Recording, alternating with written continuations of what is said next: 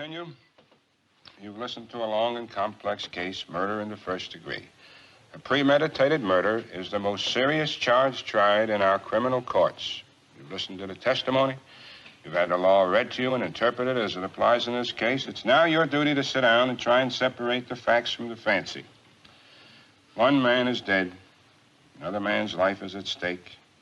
If there's a reasonable doubt in your minds as to the guilt of the accused, a reasonable doubt, then you must bring me a verdict of not guilty. Now, if, however, there's no reasonable doubt, then you must, in good conscience, find the accused guilty. However you decide, your verdict must be unanimous. In the event that you find the accused guilty, the bench will not entertain a recommendation for mercy. The death sentence is mandatory in this case. We're to charge here, and if we vote the accused guilty, we've got to send him to the chair. That's mandatory. I think we know that. Let's see who's where. Okay, anyone doesn't want to vote? Guy with me. Okay, then just remember that this has to be 12-0 either way. That's the law. Okay, are we ready? All those voting guilty, please raise your hands. 1, 2, 3, 4, 5, 6, 7, 8, 9, 10, 11. Okay, that's 11 guilty. All those voting not guilty? 1. Right. 11 guilty, 1 not guilty. Well, now we know where we are. Boy, oh boy, there's always one. So, what are we doing now?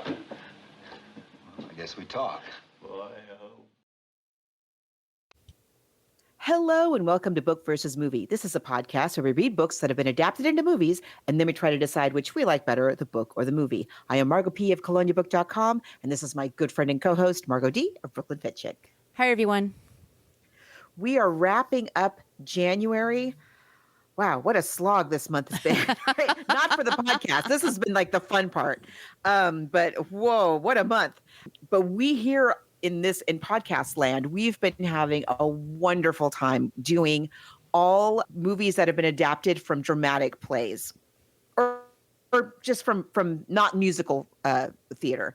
And we've had some really great episodes, and we've picked up a lot of new listeners. Welcome, welcome. When the pandemic started, we decided to do a brand new episode every single month. And that means for the most part, we're looking at shorter literary sources. It could be a novella, it could be a short story, it could be a play, magazine, article. Once in a while, we do a full novel, but not an every week sort of affair. So if you have suggestions, we've got African American History Month coming up. We've done a lot of them over the years, but there's so many more that we haven't covered. We would love to hear your ideas. And there's a few places where you could interact with us and meet other listeners of this podcast on the internet. We do have a basic Facebook page. Be sure to like it. All of the episodes are posted there first. Of course, they do go out to all the little podcast channels in the world. We have a private Facebook group. And if you're interested in meeting other members and bouting around ideas, that's the best place to interact with us. And it's Book VS Movie Podcast. Ask to join, and you can leave that in there. We ask that whatever it is, the literary source needs to be something we can get our hands on pretty easily. And also the movie needs to be streaming on a major device. We are the major device, you know what I mean? Major streaming app. We are on Twitter at Book versus Movie, and also on Instagram, Book versus and Movie. You can send us suggestions there as well. And we have an old time email, Book versus Movie Podcast, spell it all out at gmail.com. We also have some stickers. If you'd like some stickers, let us know. We'll drop them in the mail for you. Oh, I forgot to tell you, my stickers came yesterday. Aren't they great? They're so fun. I love them. Thank you. I'm thinking, like, where can I put them? Maybe I'll put them around Sacramento when I'm there next week. Yep. So if you really enjoy the show and you would like to help keep us in books and movies, you can also support us on Patreon. And we have 2 new Patreons this week. Is that correct? Yes, we do. So 2 members? Yes. Nice. We've been doing the show for 9 years now. We're putting everything from what we've recorded 2020 and then previous to that. The last few episodes, Patreon episodes we put up are Urban Cowboy, 2001: A Space Odyssey, Double Indemnity, Matilda. There's so much up there. And we want to say thank you to Donna and Joe for joining us. We really appreciate that. It helps us with books and movies, streaming services, the software to put the show together. So you go to Patreon. There's also some free things there if you want to check it out, just to see if, just give it a little look-see. Why not? So it's Patreon. And if money is tight, we totally understand that. If you could just leave us a review wherever you get your podcasts, leave some stars or do whatever they ask you to do, that'd be amazing. And if you give us a 5-star review in iTunes, we will read it on the air. Thank you again. We were just saying before we got on there that we are so excited to talk about this last episode for plays in January. This is such a great one. And I just want to, like, going back over some of the other plays that we've talked about this month. One of the things that you kind of always see, there's so many. I was just thinking, like, Steel Magnolias we've not done yet. But whenever you see a movie, we did cover Steel Magnolias. We did? Yeah, a couple of years ago. I know. So long.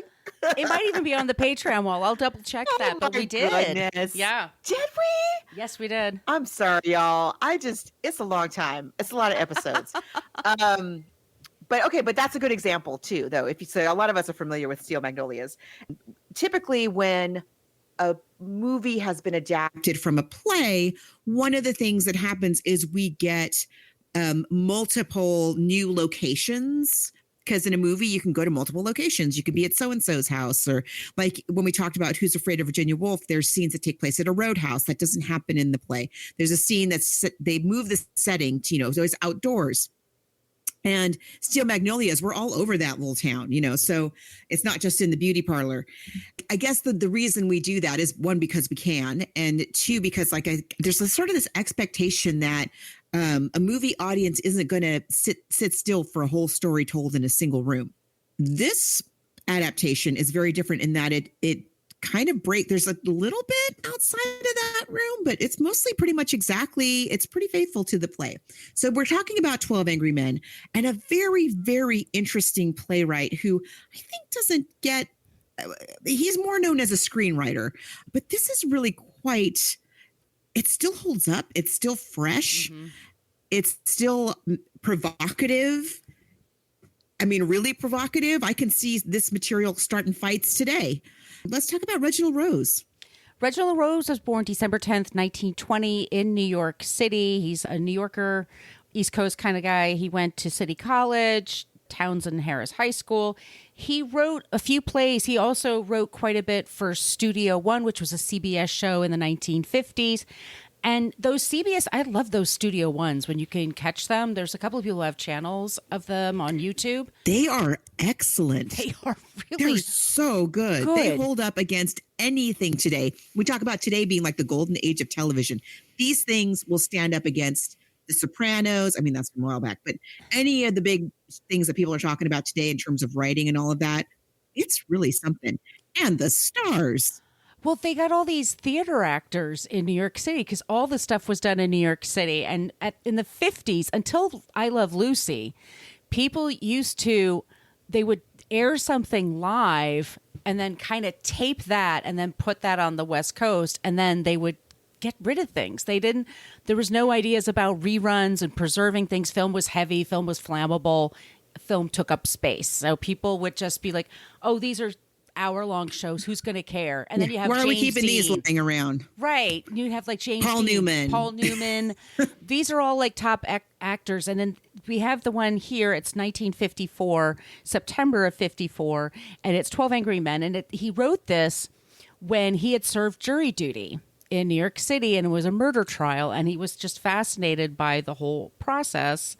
And it's an hour-long show when you watch it. And to put these things together, I mean, actors are trained to either do commercials or they're trained to do plays. When you're kind of doing both at the same time with a live camera, that must have been... It was a brand new thing. I Right. can't even... It must have been... Everybody must have been sweating through their shirts behind the scenes.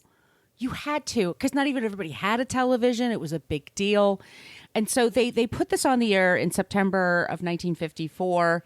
And this is a story about, and in the play itself, in the teleplay play, they do start with a judge saying, you have this young man's life in your hands. This is a deep responsibility. okay, 12 men go into the jury room, and then the rest of the time we're just in the jury room. In the teleplay, you never find out in the original script what race he is, what his ethnic heritage is. We just know that this boy, and isn't he a little younger in the play? 16. Isn't he yeah, he's 16. He's 18 in the movie for some reason. In the script, it's very clear that this boy belongs to some marginalized community, but it's never ever stated, which I think is so smart. It's never ever stated explicitly. I just thought about this. I was watching as one does. I was watching an analysis on somebody's analysis. It was people, on BookTube, on YouTube, people who talk about books and movies and whatnot. And somebody was doing a book versus movie about this play and the movie. And she said something like she assumed that the kid was Mexican. In New York? I was like, what? In the 50s? Like today, okay. But I mean, even when I lived there in the 90s, like there were very few of us around. You and I hung out in Brooklyn, and you met a Mexican. It was a Mexican woman who was our waitress, and you were like, "Oh my god, you two were just chattering away." Because it's unusual.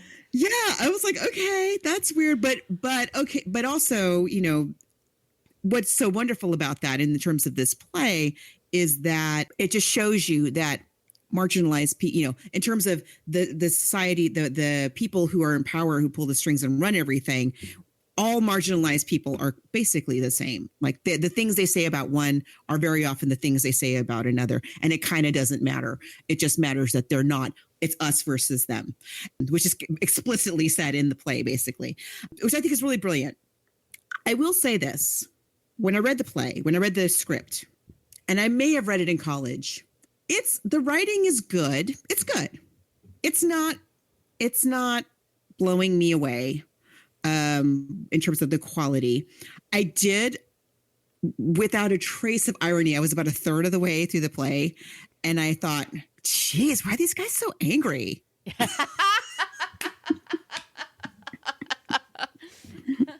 In the play, like when you read it on paper, they're so angry right away. They're instantly furious. And part of that is because one of the things we established, and I always think this is such a great dramatic device. You see this in a lot of really great films, especially. It's hot. Right. It's crazy New York, sweaty, icky, goopy, hot, and which makes you super cranky. And we were talking about that, and I think that's great. Yes. Yeah. when you get like that hot and there's no relief from it, you can't think straight. And you're trying to make a point. You're trying to listen to somebody else. You're trying to be present, and a part of you is just like, open a window, put an ice cube next to my throat, like cool me down. I need to cool down. We should say also with these plays that they did on TV, they tend to be progressive in a way that was acceptable to people. Like it just was it was a step above what was normally like a sitcom or whatever. It tried to defy conventions. Now they did it in a way to not freak out white people in their audience, but it's pretty darn progressive for this time to explicitly talk really about racism and how insidious it can be and how it can change a person's whole point of view. Because to me, I mean, just when I'm on brass tacks, like you said, when you're just reading it and when they're saying out loud, like, this is premeditated, like, there's no way this was a premeditated murder. The kid, if it was anything, it was a crime of passion. Yeah. If anything, if he's guilty. But in the play, he's 16 years old. And that also brings home the point. Like, he's just considered so worthless. Like, it's like there's no way to rehabilitate him. Just one guy's like, I got to go to the ball game. Can we hurry up and decide like whether this kid's going to live or die? And so we can get on with things, they're basically. arguing the death penalty. And they make that clear over and over again. If you have any reasonable doubt, you have to put that in play.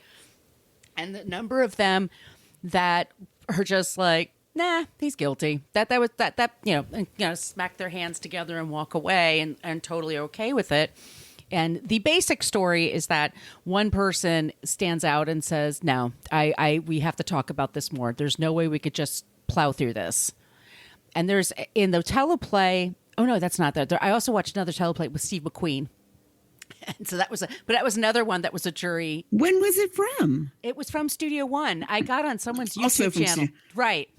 But very interesting. Yeah. People like a courtroom drama too, don't you? Yeah. When we talk about the movie, which we will, but one thing to know about the movie and is that it comes out, I think, in April of 1957, about not quite 6 months before the very, very first episode of Perry Mason ever airs. Oh. So we American audiences today, like you just said, we love a courtroom drama.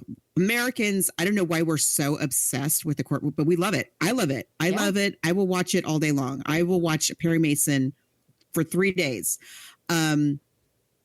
But at this time, this was kind of a new thing. So those teleplays that you're talking about from Studio One, like that was kind of a new, very, very American audiences are seeing this for the very first time on television, at least. Yeah, it's really powerful.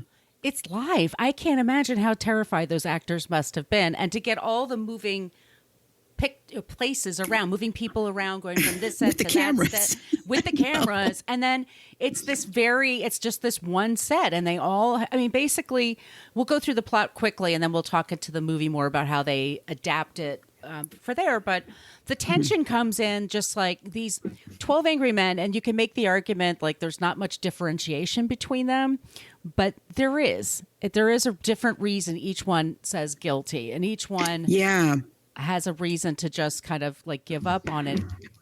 And that's one of the really interesting things about the script is, and another thing we should say is the men in the script, their character names are man number one, man number two, or juror number one, or something like that, yes. Right? They are known by their numbers, and we only learn what one or two of them, what their names are and what their occupations are. But they are different. But when they come in, our first introduction to them is like, well, we all agree he's guilty, right? Because we all saw the same thing. We all heard all the same evidence and, he's guilty. Let's just vote him guilty and get out of here.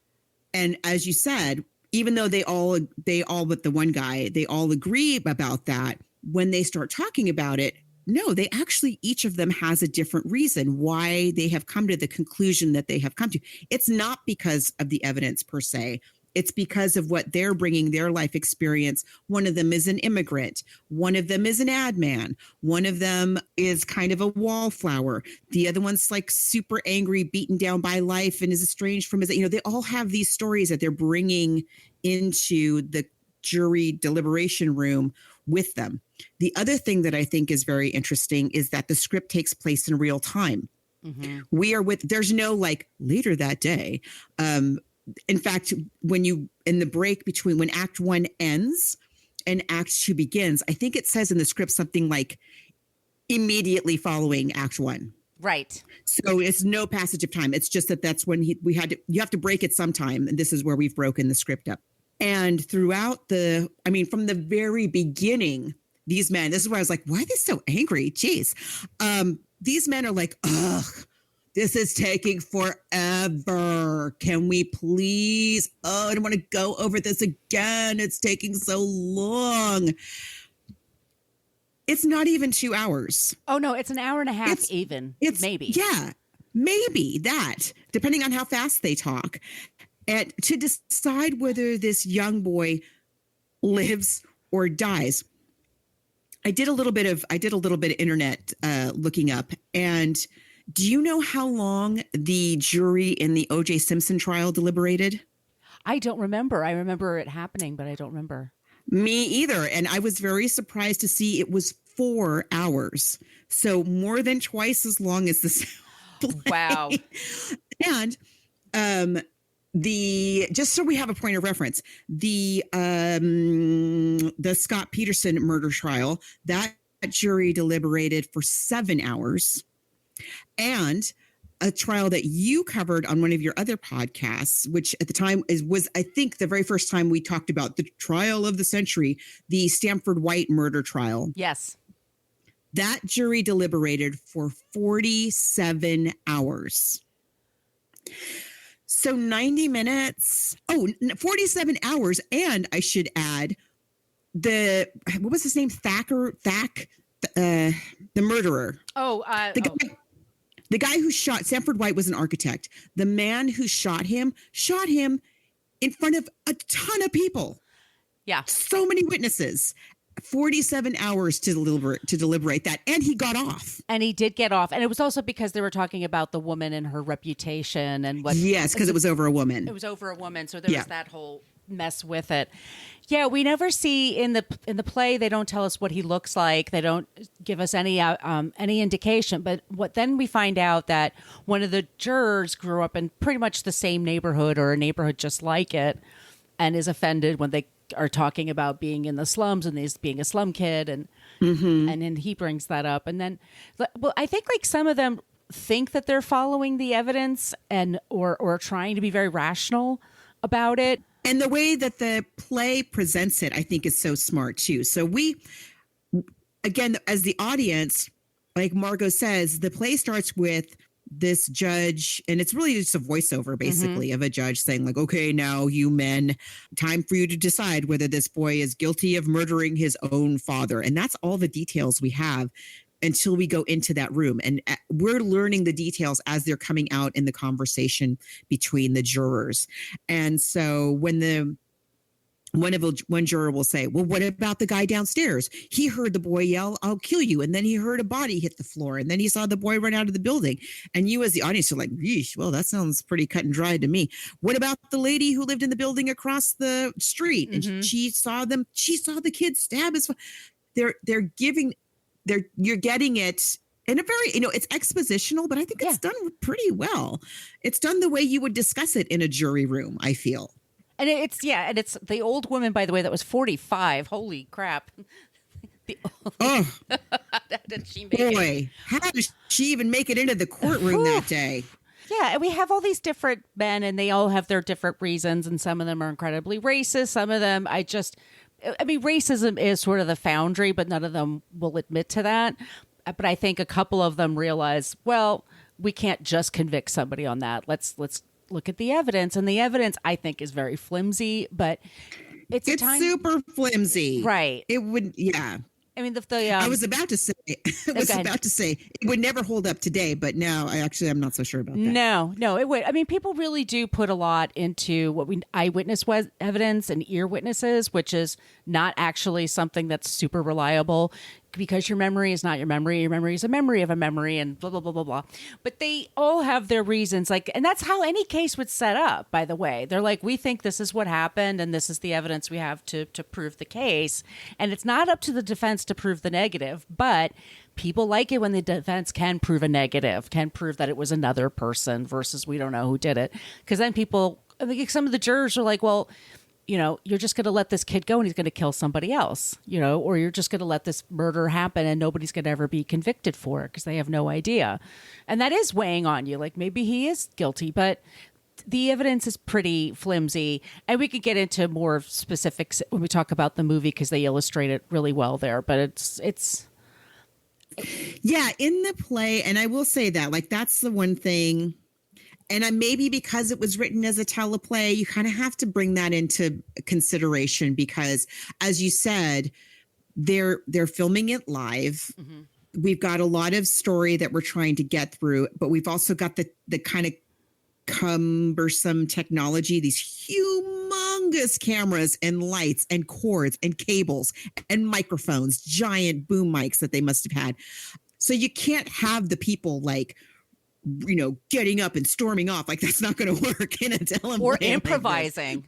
Like no, we can't have any of that. But so when you read it on the page, what I'm trying to say is when you read it on the page, it does feel, it's a little like we're really just going to sit around this table and talk and talk and talk. It's all it is. It's a bunch of 12 guys literally sitting around a table, screaming at each other for an hour and a half. And yet, even on the page, it's very compelling, but, and this is where I think the writing is just falls a little bit short. It's a super good story. I love the character development.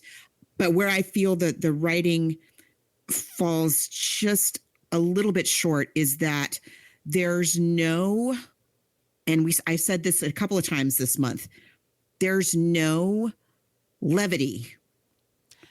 I mean, by levity, I mean there's no, when human beings get uncomfortable, and to me, being in a hot room with 12 other people trying to decide whether another human being is going to live or not, that's about as uncomfortable as you could possibly be, Right. apart from being that kid himself. We cannot help, I find. Maybe it's because I was raised Catholic and we tend to have like church, what we call church giggles. Yes. You cannot help but to try and break that tension somehow. And it's written into the script, but the way it's written into the script, it doesn't really quite bring it over the line, you know? And so it makes the whole piece feel very, very heavy. It is a brick. And it's up to, but that's okay, because it's up to the actors. And then it really falls on the actors who are delivering that performance to add that those human, it's about how you deliver those lines. You could deliver them in a way that is completely joyless and humorless, and we could just slog our way through this hour and a half. Or you can have, you know, really good actors who are really finding those moments and saying that line in just the right way. Mm-hmm. I was really surprised when I watched the movie at the line deliveries, that some of the choices that these actors made that are just so masterful. But we'll talk about that in a second. So is there anything else you want to say about the play? Well, let's just say that, you know, spoiler alert, in case you haven't heard about 12 Angry Men, they do come to the conclusion that the case wasn't proven. I don't know if they've proven to each other that he's completely innocent, but they definitely didn't prove the case. And they all have enough character to say, well, we can't do that. There's no way. Yes. And you would hope that if you were ever, God forbid, on trial, you would have people as thoughtful as this. That's also, I think, the message. Yes. Like, absolutely. Right. So it was a big success. Like I said, Studio One, you could find them on YouTube. They're just really pretty incredible. And then we get this movie, and this is the one and only time Henry Fonda produced a movie. He wanted to give it a go. That? Helped hire the director Sidney Lumet, who had directed a lot of Studio One productions and other TV productions. And they got the original writer, and they were like, okay, let's make this movie. And it turns out Henry Fonda hated going to dailies, like despised it, could not stand to look at himself. So he never could make choices because he saw it one time. He goes, I trust you, Sidney. And then he left, and then they never saw him again. And he was a bit of an odd duck, wasn't he? He was very odd. Very, very odd. Yeah. Yeah. Oh, go ahead. I was just going to say, yeah, he and Sidney Lumet deferred their salaries in order to make the movie because it was a big cast and they had a small budget. So the budget was like $300,000, but they had like 16 people they were paying. So they deferred it to get the profits from the movie. And the movie just doesn't do that. It's funny to think about it now because I see it on TV all the time. It's so good. And it's so good. And everyone loves it. And they play it in high schools and law schools. Yeah. But at the time, it didn't make a lot of money. So he's like, well, I didn't make any money. And I don't believe that. Yeah. Should we play the trailer? Yeah, let's do. So this is the 1957 trailer for 12 Angry Men. We'll take a quick break and then we'll play the trailer.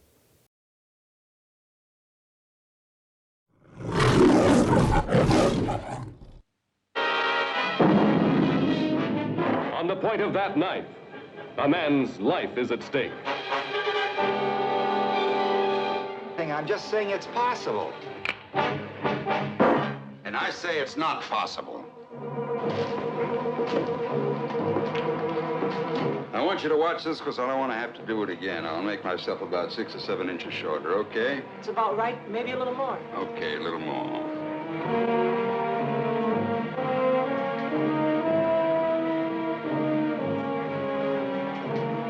Look out!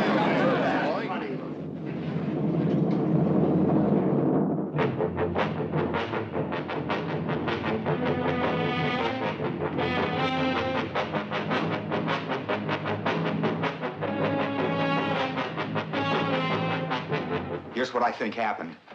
How can he be positive about anything? I don't understand you people. I mean, all these picky little points you keep bringing up, they don't mean nothing. You are going to try a man for murder. awesome power to kill will suddenly be thrust into your hand. Watch them and pray, for someday you may become one of them. 12 men with the smell of violent death in their nostrils. What's the matter with you guys? You're letting them slip through our fingers. Slip through our fingers? Are you his executioner? You cut it. Ever since you walked into this room, you've been acting like a self-appointed public avenger. Shut up. You're a sadist. 12 men turned into 12 clawing animals.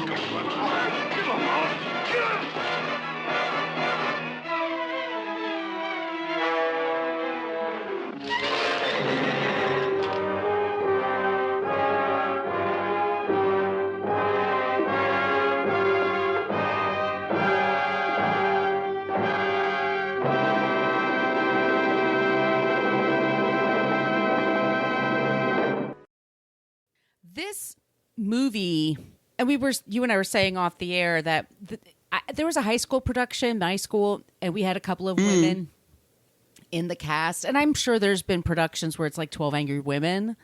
I'm guessing. There have been, yeah. I'm sure. And 12 Angry Jurors. I found a couple of those on YouTube. Yeah. I was like, oh, what's this 12? Oh, yes, of course. It's a mixed gender cast. But 12 Angry Jurors. It could just be jurors. Yeah. And the art direction and the cinematography here is fantastic. Okay. This film is freaking brilliant. It is so good.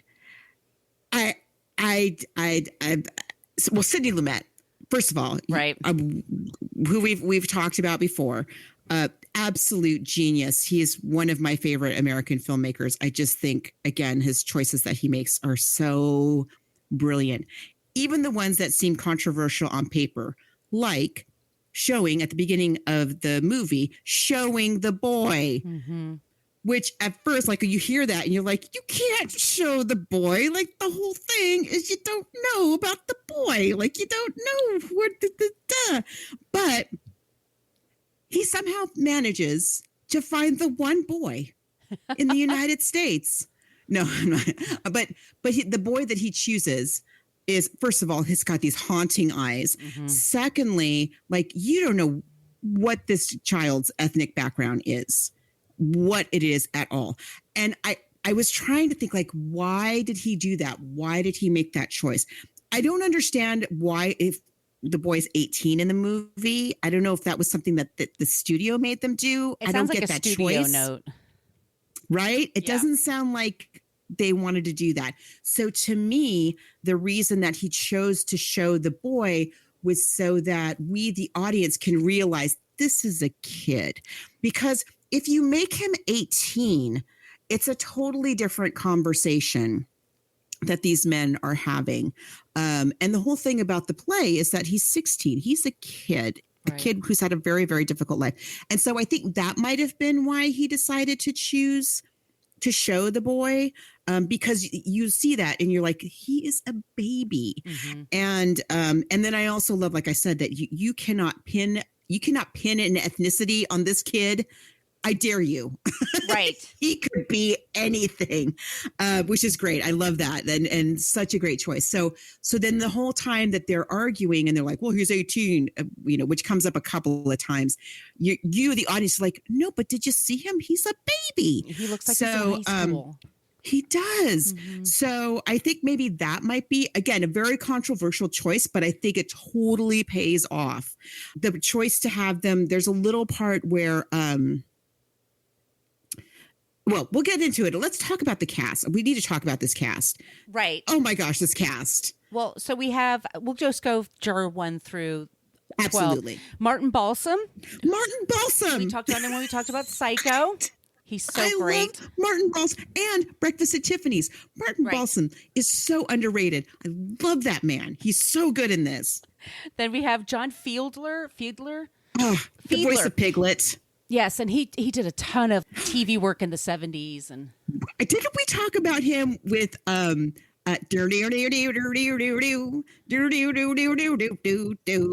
Valley PTA? Isn't he in Harper Valley PTA? Yes, he is in Harper Valley PTA. This is going to be hilarious. Lee J. Cobb is juror number 3. We talked about him when we talked about The Exorcist. I think that's still there. It might be on the Patreon wall. Lee J. Cobb. He is, well, he was, we should say, like, even at this point when this film is made, he is a giant of the American stage and it was a formidable movie star, but he was the actor's actor. Like, he was I would say that Lee Cobb was probably the big get of this production. I would agree with you. Mm-hmm. We have E.G. Marshall as juror 4, Jack Klugman as juror 5, Quincy. I just can't. I cannot. Oscar Madison. Another one like Martin Balsam, who is so brilliant and so underrated. He is, in many ways, I feel like he is the heart of this piece. Mm-hmm. His eyes, he's the one that grew up in a similar neighborhood. So he's the one that can bring that kind of information. Edward Binns is juror 6. Juror 7 is Jack Warden. Come on, he's everything. Everything. There's a great story in Charles Grodin's memoir. It would be so nice if you weren't here. If you weren't here. I love that book. So good. He talks about Jack Warden served in World War II and then with the GI plan went to acting school.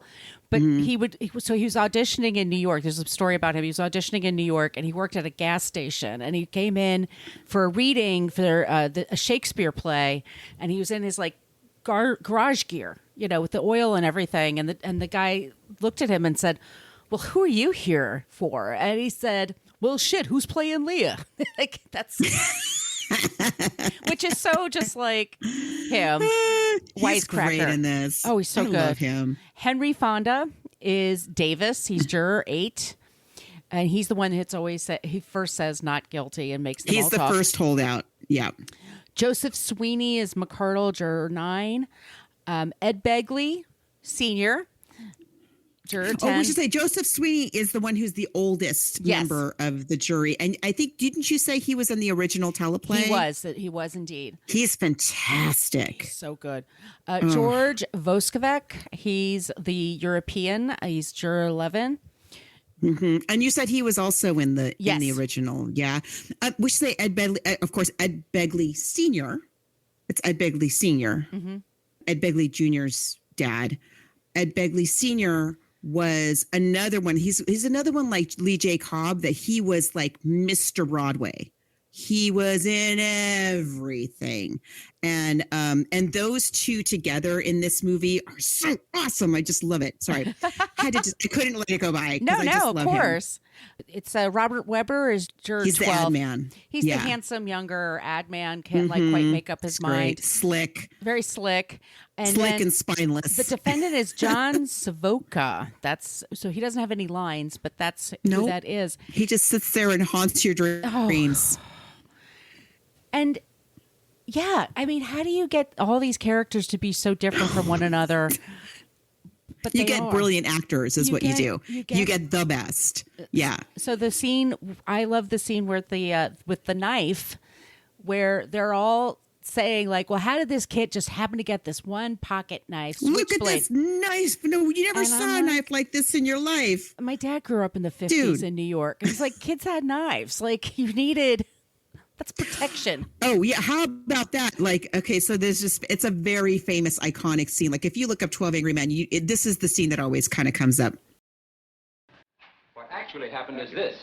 The boy stayed home, had another fight with his father, stabbed him to death, and left the house at 10 minutes after 12. He even remembered to wipe the knife clean of fingerprints. Now, are you trying to tell me that this knife really fell through a hole in the boy's pocket? Someone picked it up off the street, went to the boy's house, and stabbed his father with it just to test its sharpness? No, I'm just saying it's possible the boy lost his knife and that somebody else stabbed his father with a similar knife. It's just possible. Take a look at this knife. It's a very unusual knife. I've never seen one like it.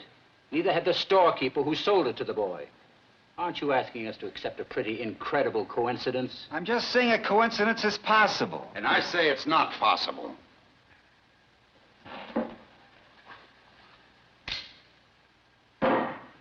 Where did that come from? It's the same knife. What do you think you're doing? Where did you get it? I went out walking for a couple of hours last night. I walked through the boy's neighborhood. I bought that in a little pawn shop just 2 blocks from the boy's house. It cost $6. It's against the law to buy or sell switchblade knives. That's right, I broke the law. Listen, you pulled a real bright trick. Now, supposing you tell me what it proves. Maybe there are 10 knives like that, so what? Maybe there are. Well, what does it mean? You found another knife like it. What's that, the discovery of the age or something? You mean you're asking us to believe that somebody else did the stabbing with exactly the same kind of knife? The odds are 1,000,000 to 1. It's possible. But not very probable. Okay, fellas, let's take our seats. There's no point standing around all over the place. You know, it's interesting that he'd find a knife exactly like the one the boy bought. What's interesting about it? Interesting. I don't know. I just thought it was interesting. There are still 11 of us here who think he's guilty. Right. What do you think you're going to accomplish? You're not going to change anybody's mind. So if you want to be stubborn and hang this jury, go ahead. The kid will be tried again and found guilty as sure as he's born. Probably right. Where these men are like, yeah, this is, it was a very unusual knife. And Henry Fonda's like, oh yeah. And he whips out an identical one and stabs it into the table. This cracks me up because these men, and this is in the script as well, like that the men all like jump back, clutching their pearls. It's illegal to buy a switchblade. I can't believe you broke the law and bought a switchblade, a dangerous weapon, my stars. Heavens to Betsy.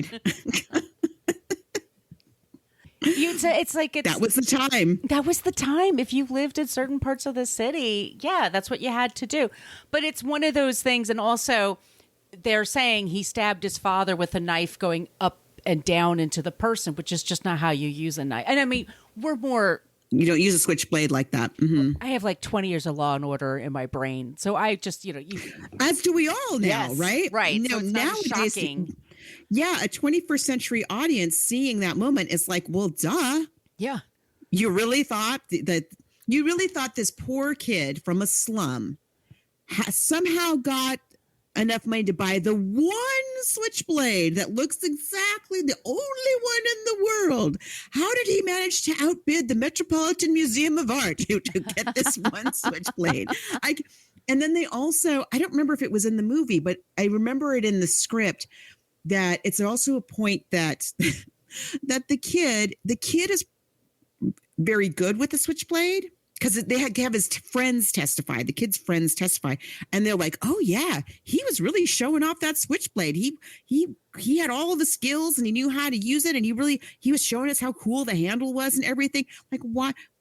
Really, was he like, "Oh yeah, this is the knife I'm going to murder my dad with"? Right? No, who does that? Nobody. I mean, if he was goofing with his friends, it's also, I would think, because he seems slight, he seems kind of small, that he's trying to show people like, don't mess with me because I do have a knife.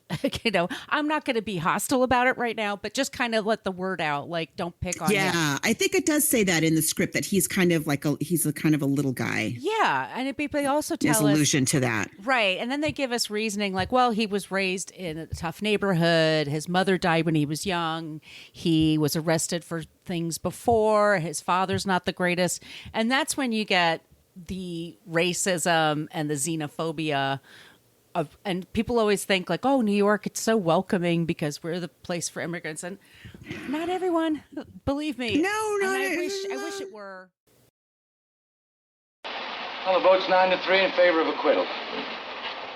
I don't understand you people. I mean, all these picky little points you keep bringing up, they don't mean nothing. You saw this kid just like I did.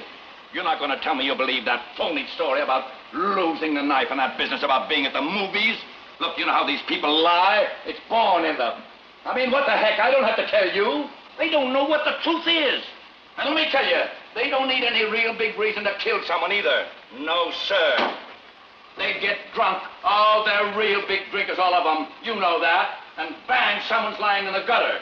Well, nobody's blaming them for it. That's the way they are, by nature. You know what I mean? Violent. Where are you going?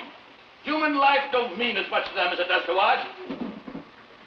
Look, they're lushing it up and fighting all the time, and if somebody gets killed, so somebody gets killed, they don't care. Oh, sure, there's some good things about them, too. Look, I'm the first one to say that.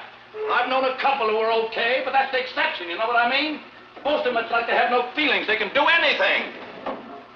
What's going on here? I'm trying to tell you. You're making a big mistake, you people. This kid is a liar. I know it. I know all about them. Listen to me. They're no good. There's not a one of them who's any good. I mean, what's happening in here? I'm speaking my piece, and you... Listen to me. We're this kid on trial here. He's type. Well, don't you know about them? There's a danger here. These people are dangerous. They're wild. Listen to me. Listen. I have. Now sit down and don't open your mouth again. Someone tell you.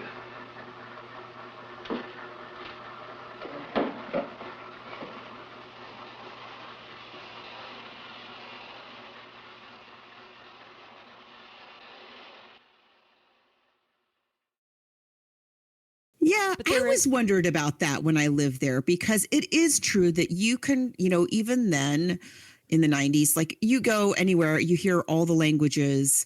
And I would think back then it was less gentrified. So there were these kind of silos of these different communities. And I just think it's because it's such a small place and everybody's just all squished in together, that just like being in that hot room, it kind of, you squeeze a racist, guess what comes out? Racism. Right. So, I always kind of thought it was that it was just that it was so many people that, you're bound to get some racists in there. It just happens. And like I said, it just happens. They're not so spread out and they don't get to, they're not so separated that they're not encountering those communities on a daily basis. We should also say in the 1950s, there's this teenage problem that is being pushed across the U.S. Very true. In news and in the entertainment at the time. And it's, Marlon Brando, like, what are you rebelling against? What do you got? Very good point. Yeah. So what do you got? What do you got? So there's this whole thing that teenagers are to be feared. Like, they were fun the previous generation. They were just like Bobby Soxers and whatever. But this new generation of kids, like, just send them off. Let's just cut our losses now, basically, that they were kind of, especially kids from the city, because this is also the time of urban flight and people are going to the suburbs. That's right. So who can afford to stay, who can only afford to stay where they are? And it's after the war. The suburbia is having its heyday. And so, the people who are in the cities are not the most affluent white people. They're not, like you go to New York City today, everybody's a millionaire in Manhattan. How you cannot get a place to live for love nor money. It's not, but in those days, the people who were in the city, kind of like when we talked about 7-Year Itch, the people who lived in the city were the working slobs. If you were white and you were still living there among the non-white people, it's because you were not the highest person in your organization or, at your place of work. You were the working slob, and they resent that, which I understand that. But yeah, you're right. That's a really good point too, that is going on as well. And the audience would have been aware of that. Yeah, there's teenage culture that is like taking over, and some of it's rough. And there, bike gangs happened after World War II, and that bike gang culture is sort of out there. So there's this whole thing. There's us and them, and there are those kind of people, and there's our kind of people, and people still kind of divide themselves in this way, but they're arguing amongst each other.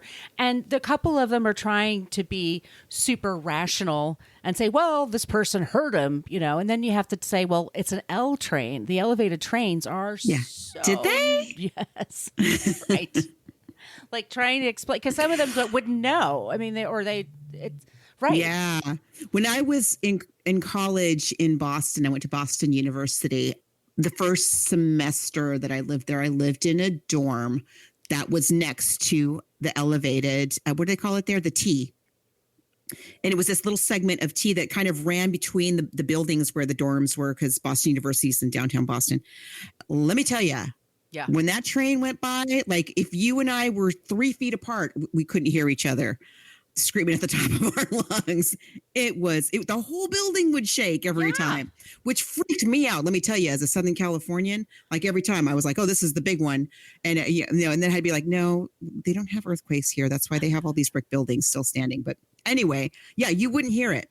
It's really cool. I just love the way they present the whole thing. It's so smart. So they also have the old lady. So they have the old man who has a 45-foot apartment. I'm like, isn't that pretty big, don't you think? Or was I wrong? It's massive. Okay, that's what I said too.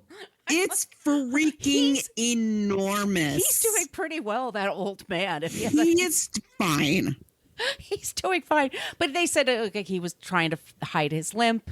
He couldn't move that fast. And then we have the woman. He had like a torn jacket that he had a tear in his jacket. Well, he's trying to hide. The oldest person there is the most empathetic and really notices the little details. Yeah. So that's another kind of interesting. I love this work. It's so good because it explores the many, many, many ways that and everybody has them, that our biases color our perception of the quote unquote facts.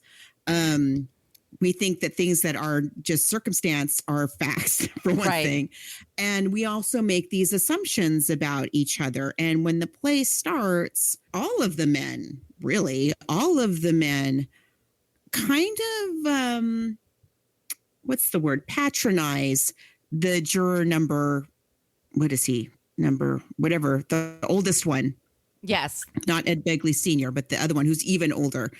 And because he's old, but as it turns out, he is by far, because he's lived the longest. Right. Hello. And so therefore he knows the most about human nature. He is the most astute. He is the most observant. He has the most insight into every single thing that everybody's discussing. He is the smartest. He's really the smartest one at the table. The guy who Henry Fonda plays, who is interestingly an architect. Think of the symbolism. And all in white. And all in white. But what I think is really fun about that character is he's like, I don't know. I just have a doubt. I just think it's possible. And they told us if we thought it was possible, and I'm not going to, I got to say, I'm seeing some holes here. But I can't quite tell you why, but it seems to me like there's some, I did find that knife but it's that older gentleman who really backs it up. They patronize him a couple of times, and it's like, he may be the oldest. He's perfect eyesight still. He's not wearing glasses. He's not wearing glasses. Than I can. His hearing is fine. His abilities are all totally fine. He's just older. That's it. And but he has a couple of them talk down to him because that's another thing. Like it's another bias that we have, that older people aren't as valuable. But he's the one that picks up on the fact that this woman couldn't possibly see from that particular distance. She saw a blur that she has to if she saw anything. Yeah. And people can remember things in their own way too. Like, of course. Yeah. And which he also points out, and I think if anybody is the one who has convinced all of the other men to switch their original verdict, it's him. He's really the one who talks them into it. And it's only because, now we will say, like Henry Fonda's character is the fact that he's so unsettled. He doesn't want to say, I have absolutely no doubt that the kid did it. He is the one that plants it in the older man's mind, like, oh, maybe I should really think about this. If this guy's not convinced, okay, and he starts really kind of turning it over in his mind. But in terms of persuasiveness, he's the persuader in the room. Right. He has the most guts too. Yeah. I mean, yeah, Jack, but there's great little touches like Jack Klugman. Oh, Jack Klugman is he's so good in this. The only reason that Quincy was a thing and that it was around those scripts are horrible. I'm sorry. They are absolutely terrible. And you know what? I watched every single one. I watched every one. Me and my mom. Jack Klugman, baby. Yes, we loved him. He is the best. Love him. Just like Angela Lansbury, like if it were anybody but Angela Lansbury, they would be unwatchable. But she's brilliant. Same thing. He's so good. And the way that he in this film, which I love, because you and I grew up watching him as Oscar Madison. Yes. And then later as Quincy. And the two things, and they're very different characters, but the two things that they have in common, those two guys, is they are very outraged, both of them. And so they both blow up, but one for funny reasons and the other one for not funny reasons. And so you and I grew up watching Jack Klugman like blow up. Right. And yell and scream and throw things and, which is hilarious, or it's also like very dramatic. In this film, he is quietly sitting there and he's not saying anything. And he looks a little bit worried. And then when he does pipe up, we learn that he pipes up very quietly. We learn that he grew up he lives to a similar background to this kid somehow. And the way that he says it and the way his demeanor afterwards is like, you see him trying so hard to fit into this room of mostly white men. Like he's trying and they're saying so terrible things to not ruffle feathers, not get involved, not stand out. Whereas juror number 11, he's an immigrant and he can't hide that he's an immigrant. He's got an accent, right? And but he really believes in the United States. He really believes in this innocent until proven guilty. And he's not afraid to take a stand. He's already like, I'm not going to fit in. I open my mouth. And as soon as I open my mouth, I don't fit in anymore. I'm not going to even try. Whereas Jack Klugman's character is trying so hard while they're saying horrible things about people like him. His background, the people like him. And then we have Jack Warden, who just wants to go to a ball game and is so obsessed with his ball. He's so good. He's so great, but he's 1957 Yankees, yeah, sure. But yeah, he's like, I got a ball game to go. Let's just fry this kid. Let's just do this right now. Why are we He's guilty. All right, he's not guilty. Can we just go? Yeah. It's just great. It's just really wonderful. And then Lee J. Cobb. And he cries. Lee J. Cobb. Are you kidding me? This is why he's the best. This is why he's the king. Because he's so angry and he's so blustery. He's the last holdout. So when it starts, everybody agrees the kid's guilty, but you have the one holdout, and that's Henry Fonda. And when pressed, Henry Fonda's like, I don't know. I just don't feel like I can say he's definitely guilty. As the play goes on, it reverses. And then now the last holdout is Lee J. Cobb. And same thing, when pressed, he's like, I just feel like he's guilty. He doesn't have great reasons. But it comes out like he has this estranged relationship with his own son. That he beat, by the way. That he beat himself, just like the boy, the murderer boy beat his own father. His father beat him. I'm sorry. Beating him up, right. And so he, in retaliation this one time, they're saying. Allegedly. Yes, stabbed him, right. Right. Lee J. Cobb said he was turning his son into a man. And then when he got bigger than him, he became physically bigger than him. So he knocked him back one day. And that's when then left. And then just left. And never came back. They didn't have a relationship. They didn't have a good relationship. And so he has that. And so he's this blustery. There's a lot of bravado and what do they call that? Testosterone fueled, toxic chest beating and toxic masculinity. Thank you. There's a lot of that. It's a lot about that. Ed Begley Sr. is very blustery too. But the king of that is Lee J. Cobb's character. And he's always trying to just like shout everybody down, even though he doesn't have anything to back it up. He's just loud and that's how he gets through life, I'm sure. That's how he gets through life. Yeah, that's a strategy. And then at the end, like, oh my gosh, the photo of him and his kid. Yeah. I cannot. And then to see that big gorilla of a man who's been shouting and screaming, and he talks about punching his kid and everything, to see he is sobbing. And what about this business of the L? And the movies? There's a phony deal if I ever heard one. I bet you $5,000 I'd remember the movies I saw. I'm telling you, everything that's going on has been twisted and turned. This business with the glasses? How do you know she didn't have them on? This woman testified in open court. And what about hearing the kid yell? Huh? I'm telling you, I've got all the facts here. Here. Well, that's it. That's the whole case.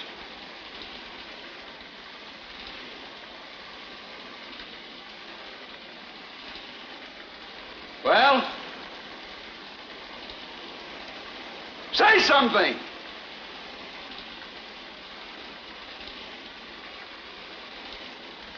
You lousy bunch of bleeding hearts. You're not going to intimidate me. I'm entitled to my opinion. Rotten kids, you work your life out.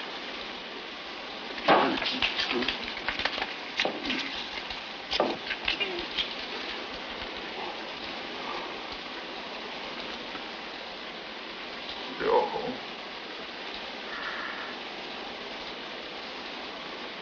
Not guilty.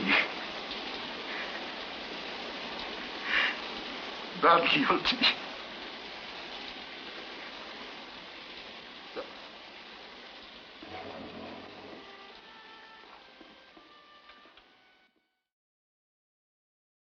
Because that could have been him, he realizes. Like, you know, she didn't want to wear glasses. She wanted to look gorgeous. Okay. Like, he's so, like, and it's funny. Upset. That's the thing, is they all, again, it's in the delivery of the lines, because when you read it on the page, it doesn't come off like that. It's just super, super heavy. Nothing but solid drama. Yeah, his delivery of that, it's hilarious. It's hilarious. And with the cinematography, by the way, we should say, and I've Sidney Lumet's book because we've talked about it a few times. With the cinematography, they had the camera angles from far distance away, and then as the play progresses, the movie progresses, it gets shorter and shorter and shorter, and there's much more. We're looking at their pores at the end. You really are. You see them sweating they're just sweating all over. They look miserable. When that stupid little fan comes on, that must feel amazing compared to. But he then changes his vote. He realizes that he can't justify his position anymore. He also just has so much more empathy, and I like that Henry Fonda helps him put his coat on, and I'm sure. And I always picture in my head like, oh my God, that DA must have been shocked when they came into the room and said that, because I'm sure he thought he had it in the bag. Seriously, and I don't think that's in the script that. Henry Fonda's character goes over and like helps him with the coat and helps him out of the room. No, I think that's just something they have. Yeah. But they said that's part of it. Like they create all this tension, and it's great. And it's wonderful. And it's shot in New York at the courthouse downtown. And then when they're all walking again, this isn't not in the play at all, of course. But then we get this long shot of the courthouse steps and the men coming out, and the oldest gentleman just connecting with Henry Fonda at the end and introducing himself by name. And then at the very, very, very, very, very bitter end, you see Lee J. Cobb just like slumping down the stairs of the court. Oh, come on. It's so good. So brilliant. It was such a good movie. It was nominated for 3 Academy Awards, Best Picture, Best Adapted, and I think Henry Fonda was nominated as well. It's the same. This is what happens sometimes. It was the same year that The Bridge on the River Kwai was nominated for everything, and it just won everything. And that's just what happens. It's a big it's a good movie. It's a big production, and it's a good movie. This is all in a room. And it happens. And it wasn't as big of a hit, and that's sometimes a part of it as well. But it becomes this classic. And then my high school did it. It was 12 Angry Jurors. I realize now that's popping in my head. That was in the 80s. And then 97 HBO did a version. And it had Jack Lemmon and Tony Danza. It's a really cool cast. It's the same thing. I think it's fine. If you want to see it, it's fine. I say, really, the movie is much better. And I think this movie is so brilliant. It's just so brilliant. It's so brilliant. It's so well done. All the angles, the way that the set is constructed. I love the scene. They bring in the floor plan of the old man's apartment down below, downstairs, and they mansion walk he lives in. Sorry. It's bigger than my whole house. I know. I kept saying like down my hallway. I was trying to figure it down my hallway. I'm like, it is. It is not a short distance. No. Yeah, it's like twice the size of my house. Yeah, just the whole like the artistry of the lighting. Mm-hmm. The lighting is so good. Everything in this movie is absolutely spot on. Yeah, man, it holds up. Here's my question though, because I just cannot understand why this was not a monster hit. Because what do you call, which we talked about doing, A Few Good Men. A Few Good Men was a monster hit. Is it because, might it be because audiences just were not used to courtroom drama like we are now? It was not that big of a part of our culture yet. And so I'm just looking at what were the top movies. The Seventh Seal, Funny Face, Gunfight at the OK Corral, Sweet Smell of Success. That's a really amazing movie. Mm-hmm. Face in the Crowd, which we covered. Oh, yeah. Peyton Place. Okay, those are a lot of really good movies. Old Yeller. Okay. 3:10 to Yuma. Jailhouse Rock came out this year. Okay, so you know what? It might have just been that. It might have just been the wrong year. It's sometimes, yeah. We're always shocked, like when something becomes a classic. Like, wait a minute, this wasn't like people didn't wait in line for this. I would. Yeah. It's a great date movie because you have something to talk about afterwards. Yeah. It's super good and it totally holds up. I don't know how you don't get bored being in that room with those men, but you don't, because they're just acting their butts off and it's so good. Well, it's so good. You want to know how it turns out. Yeah. you know, even though that's the thing is like, even though, okay, look, I knew how it turned out. I've seen this movie. And now this week I read the play. And so I really know how it turns out. I know what's going to happen. I know what's coming. But because these actors are so good and because this is so well directed, I am still on the edge of my seat. Right. And I notice something different every time. So good. The movie. I mean, it's not even close. I know. That's our hot take. Yeah. So we're taking a teensy. We're not diving right into African American History Month. So we are still looking for suggestions. Yes, please, so we do have something that we're planning to do next week, which I'm excited about because this has come up a few times in the Facebook group. It has, and I don't know if it's an anniversary or something. I've been seeing it on Twitter lately, but it's Duel. So it's the Richard Matheson, and it's a short story by Richard Matheson. The movie comes out in 1973. It was a TV movie directed by Steven Spielberg. Spielberg is all over. He's been nominated for Oscars again this year. Maybe that's it. They're going back to his first work. Oh, you know what? That could be it. It's a thriller. But he is Mr. Adaptation. Yes. We've talked about him so many times because he's good at it. He's great at it. And he's like in his early to mid 20s when he comes out with Duel, which changed everything. Once again, he was a game changer. It's a thriller. It's Dennis Weaver, and he's basically being chased by a truck. And I can't wait to read the story. You can find Richard Matheson's books in Libby. I found it very quickly on the Libby app. It's a 20-page short story. Really easy to dive into. And then the movie's going to be amazing. I can't wait. I haven't seen it in many years. It really freaked me out when I remember seeing it as a kid and just like being so scared. Because we used to take so many road trips. So it freaked me out. Same. Yeah. Oh, yeah. Same reason. But I'm excited to see it. Please follow us in all those places I mentioned at the top of the show and give us your suggestions. Our email, once again, is bookversusmoviepodcast@gmail.com. And Margot, where can they find you? You can find me online at coloniabook.com, and all of my social media callouts are at She's Not Your Mama. And where can they find you?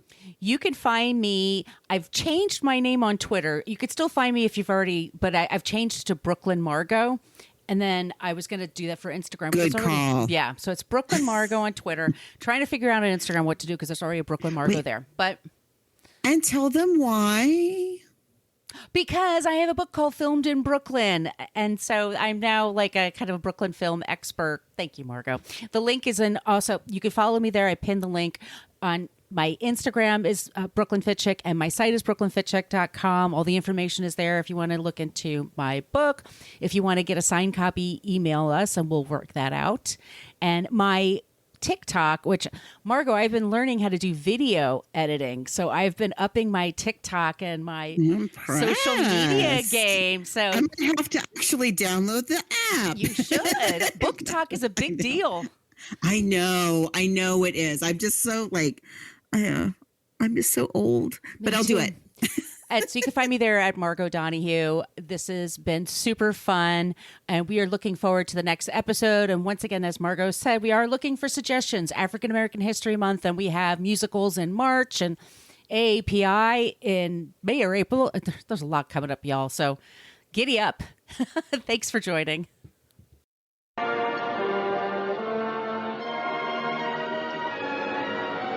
What's your name? Davis. My name's McCardle. Well, so long. So long. Thank you so